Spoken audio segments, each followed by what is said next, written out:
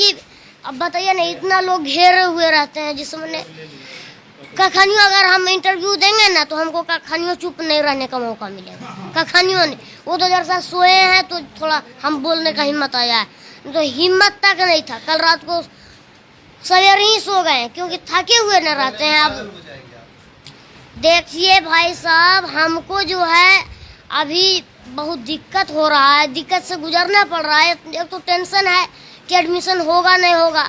Admission तो हो ही जाएगा। देखिए हम बोल रहे हैं ना, माननीय मुख्यमंत्री की सुरक्षा हमको दिया जाए। बिहार में आजकल एक अजब सा ड्रामा चल रहा है।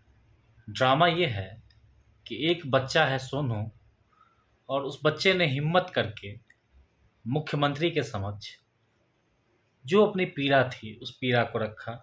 और बिहार का जो वर्तमान में शिक्षा व्यवस्था है, जो लचर शिक्षा व्यवस्था है, कह सकते हैं कि उसका उसने पोल खोल दिया। वैसे ये काम किसे करना चाहिए? बिहार में जो शिक्षा की सरकारी स्कूल में खासकर शिक्षा की जो व्यवस्था है उस पे आवाज़ जो विपक्ष में लोग बैठे हैं उनको उठाना चाहिए। जो बिहार के मीडिया बंधु हैं, मीडिया के साथी हैं, वेब पोर्टल के जो पत्रकार हैं उनको उठाना चाहिए। लेकिन इनमें से किसी ने भी इस पर आवाज़ नहीं उठाया। कभी कभी वीडियो बना लेते हैं लेकिन फिर वो भूल जाते हैं चीज़ों को।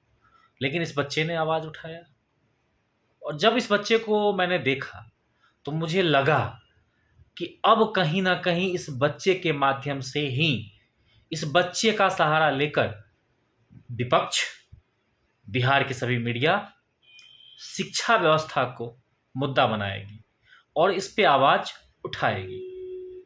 लेकिन मैं जो देख रहा हूँ मुझे उससे साफ निराशा हुआ है।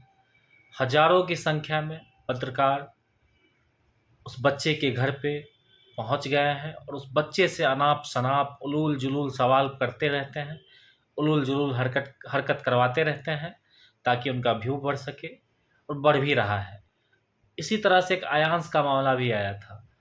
एक बच्चे का सहारा लेकर उसके घर पे लगातार 10 से 15 दिनों तक बिहार के जितने भी वेब पोर्टल के पत्रकार हैं उन सब का जमावड़ा वहाँ पे रहता था। 7-8 करोड़ रुपया कलेक्शन भी किया गया। अब अयांश की स्थिति क्या है? अयांश जिंदा है या नहीं? अयांश का इलाज हुआ या नहीं? किसी को कुछ मालूम नहीं।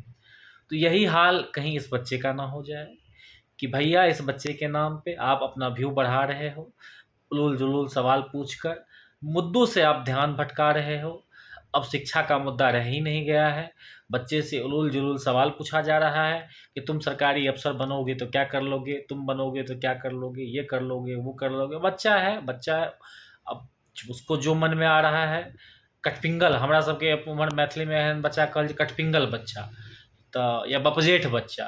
तो बच्चा है, अपना जो भी मन हो रहा है बोल रहा है, और मीडिया वाले भी आराम से उसको दिखा रहे हैं कि बच्चा ये कर देगा वो कर देगा, आईएएस बनेगा तो ये किसी के अंडर में काम नहीं करेगा। अरे भाई, भारत की व्यवस्था ऐसी है कि कार्यपालिका को हमेशा विधायिका के साथ काम करना ही पड़ेगा, उसके साथ तालमेल बिठाकर काम करना पड़ेगा। हाँ, आप उसमें ऑनेस्ट रह सकते हो, लेकिन आप ये चाहोगे कि भैया हम अपने मन से काम करेंगे, सीएम पीएम का क्या औकात है, ऐसा नहीं होता है।